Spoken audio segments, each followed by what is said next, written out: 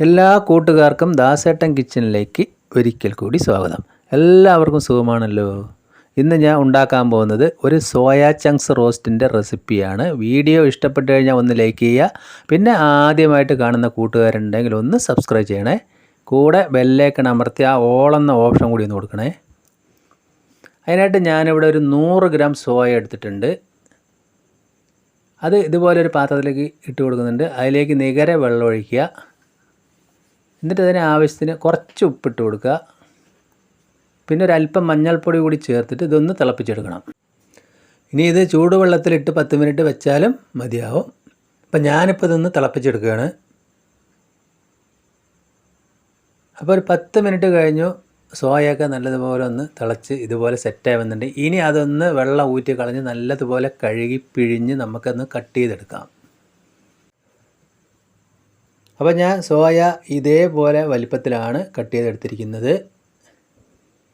ഇപ്പോൾ നമ്മുടെ ഇറച്ചിയൊക്കെ കട്ട് ചെയ്യുന്നില്ല, ബീഫിൻ്റെയൊക്കെ അതേ വലിപ്പത്തിൽ. പിന്നെ അതിലേക്ക് 2 തക്കാളി എടുത്തിട്ടുണ്ട്. പിന്നെ അതിലേക്ക് ഒരു 3-4 പച്ചമുളക് കീറിയത്, ഒരു വലിയ കഷ്ണം ഇഞ്ചി പൊടിയായി അരിഞ്ഞത്, ഒരു വലിയ സവോള നീളത്തിലരിഞ്ഞത്, ഇനി ഒരു 10 അല്ലി വെള്ളുള്ളി ഇതുപോലെ പൊടിയായി അരിഞ്ഞതും കൂടി എടുത്ത് വെക്കാം. ഇനി ഒരു ചീൻചട്ടി അടുപ്പത്ത് വെച്ചിട്ടുണ്ട്. ലോ ഫ്ലെയിമിൽ തീയിട്ടിട്ട് 1 സ്പൂൺ മല്ലിപ്പൊടി, ഒരു 3/4 സ്പൂൺ മുളക് പൊടി, 1/2 സ്പൂണ് മീറ്റ് മസാലപ്പൊടിയാണ്, പിന്നെ ഒരു 1/2 സ്പൂണ് വലിയ ജീരകം പൊടിച്ചത്, പിന്നെ ഒരു 1/4 സ്പൂണ് ഗരം മസാല. ഇതെല്ലാം കൂടി നമുക്ക് ഇതൊന്നിൽ ചൂടാക്കിയെടുക്കാം.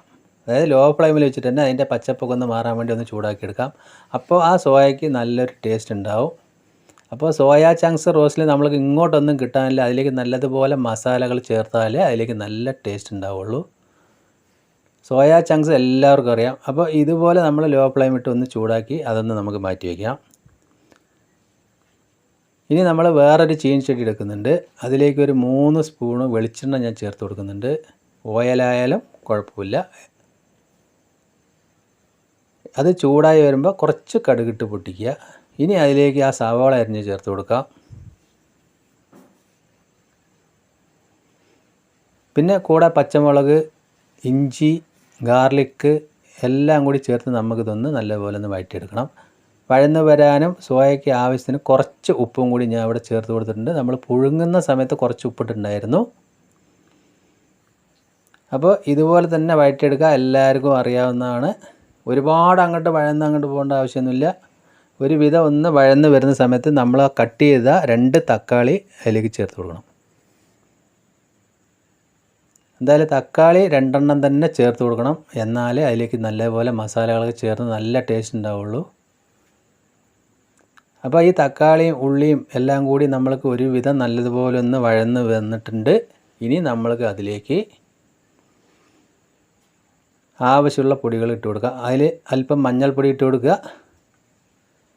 പിന്നെ നമ്മൾ നേരത്തെ ചൂടാക്കി വെച്ച പൊടികൾ എല്ലാം അതിലേക്ക് ചേർത്ത് കൊടുക്കുക. അതായത് മല്ലിപ്പൊടി, മുളക് പൊടി, മീറ്റ് മസാല, പെരുംജീരകത്തിൻ്റെ പൊടി, ഗരം മസാല, ഇതെല്ലാം കൂടി ചേർത്ത് നല്ലതുപോലെ ഒന്ന് മിക്സ് ചെയ്തതിന് ശേഷം അതിലേക്ക് ഒരു 1/2 ഗ്ലാസ് വെള്ളം ഒഴിച്ച് കൊടുക്കണം. ഒരുപാട് നമ്മൾ വെള്ളം ഒഴിച്ച് കൊടുക്കേണ്ട. സോയാ ചങ്ക്സിൻ്റെ റോസ്റ്റ് ആയതുകൊണ്ട് തന്നെ ആ മസാലയൊക്കെ ഒന്ന് ചേർന്ന് സെറ്റാവാൻ വേണ്ടിയിട്ടാണ്. ഇനി നമ്മൾ നേരത്തെ കട്ട് ചെയ്ത് വെച്ച സോയ കൂടി ചേർക്കുക. സോയ ചേർത്തിട്ട് നല്ലതുപോലെ ഒന്ന് മിക്സ് ചെയ്തതിന് ശേഷം തീ ഒന്ന് ലോ ഫ്ലെയിമിൽ ഇട്ടിട്ട് ഒരു 6-7 മിനിറ്റ് ഒന്ന് അടച്ചു വയ്ക്കണം. അപ്പോൾ എന്തായാലും നിങ്ങൾ ഇതുപോലെ ഒന്ന് ട്രൈ ചെയ്ത് നോക്കണേ. നല്ലപോലെ കുട്ടികളൊക്കെ നല്ലപോലെ ഇഷ്ടപ്പെടും. നമ്മളെ വീട്ടിൽ ഗസ്റ്റൊക്കെ വരുമ്പോൾ ബീഫൊന്നും കഴിക്കാത്തവരുണ്ടെങ്കിൽ ഇതുപോലെ വെച്ച് കൊടുക്കാം.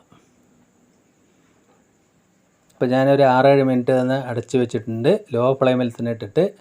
അപ്പോൾ അതിൻ്റെ മസാലകളൊക്കെ ആ സോയ നല്ലതുപോലെ വലിച്ചെടുത്തിട്ടുണ്ട്. അപ്പോൾ നമ്മൾ കാണുമ്പോൾ തന്നെ അറിയാം സോയൊക്കെ നല്ലതുപോലെ വെന്ത് സെറ്റായി വന്നിട്ടുണ്ട്. ഇനി അതിലേക്ക് കുറച്ച് പൊടിയുപ്പ് പോരാത്ത ചേർത്ത് കൊടുക്കുന്നുണ്ട്. പിന്നെ ഒരു 1/2 മുറി ചെറുനാരങ്ങയുടെ നീര് എല്ലാം കൂടി ഒന്ന് സെറ്റായി നല്ലൊരു ടേസ്റ്റിന് വേണ്ടിയിട്ടാണ് ചെറുനാരങ്ങ നീര് ചേർത്ത് കൊടുക്കുന്നത്. പിന്നെ ഒരു 1/2 സ്പൂൺ അളവിൽ നമ്മൾ ക്രഷ് ചെയ്ത കുരുമുളക് പൊടി, പിന്നെ കുറച്ച് കരിവേപ്പിലയും കൂടി ചേർത്തിട്ട് നമ്മൾ നല്ലതുപോലെ ഒന്നുകൂടി മിക്സ് ചെയ്യുക. എന്നിട്ട് 2-3 മിനിറ്റും കൂടി നമ്മളതൊന്ന് അടച്ച് വയ്ക്കുക. അപ്പോൾ നമ്മുടെ ചെറുനാരങ്ങയുടെ നീരും കരിവേപ്പിലയും ആ കുരുമുളകിൻ്റെ ടേസ്റ്റൊക്കെ ഒന്നും കൂടി ഒന്ന് സെറ്റായി പിടിച്ച് വരാൻ വേണ്ടിയിട്ടാണ്. അപ്പോൾ കണ്ടില്ലേ, മസാലയൊക്കെ നല്ല ഒരു ടേസ്റ്റ് തന്നെയാണ്. എല്ലാവരും ഒന്ന് ട്രൈ ചെയ്ത് നോക്കുക. അപ്പോൾ ഒരു 3-4 മിനിറ്റും കൂടി കഴിഞ്ഞു. ഇപ്പോൾ നമ്മൾ തുറന്ന് നോക്കുമ്പോൾ നല്ല സെറ്റായിട്ട് വന്നിട്ടുണ്ട്. അപ്പോൾ ഇതുപോലെ ഉണ്ടാക്കാത്തവർ എന്തായാലും ഒന്ന് ട്രൈ ചെയ്ത് നോക്കുക. എന്തായാലും ഇത് ഇഷ്ടപ്പെടാതിരിക്കില്ല. നമ്മൾക്ക് ലഞ്ച് ബോക്സിൽ കൊടുത്തു വിടാനും എല്ലാറ്റിനും ഇത് പറ്റും.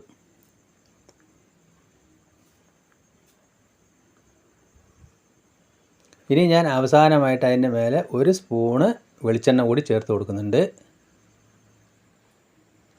അതുകൂടി ചേർത്ത് നമ്മൾ നല്ലതുപോലെ ഒന്ന് മിക്സ് ചെയ്തിട്ട് ഫ്ലെയിം ഓഫ് ആക്കി വയ്ക്കാം.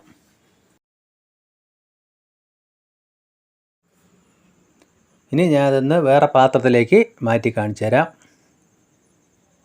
അപ്പോൾ എൻ്റെ വീഡിയോ നിങ്ങൾക്ക് എല്ലാവർക്കും ഇഷ്ടപ്പെടുന്നു വരുന്നു. ഇഷ്ടപ്പെട്ട് കഴിഞ്ഞാൽ ലൈക്ക് ചെയ്യുക. പിന്നെ ഫ്രണ്ട്സിനും ഫാമിലിക്കൊക്കെ ഒന്ന് ഷെയർ ചെയ്ത് എന്നെ സപ്പോർട്ട് ചെയ്യുക. അപ്പോൾ നമ്മുടെ അടിപൊളി സോയ ചങ്ക്സ് റോസ്റ്റ് ഇവിടെ റെഡി ആയിട്ടുണ്ട്. ഞാനിത് ചോറിൻ്റെ കൂടെയാണ് കഴിക്കുന്നത്, കൂടെ ഒരു പച്ചക്കറിയും. ഇതുപോലെ നല്ലൊരു വീഡിയോയുമായിട്ട് നമ്മൾക്ക് വീണ്ടും കാണാം. Thank you.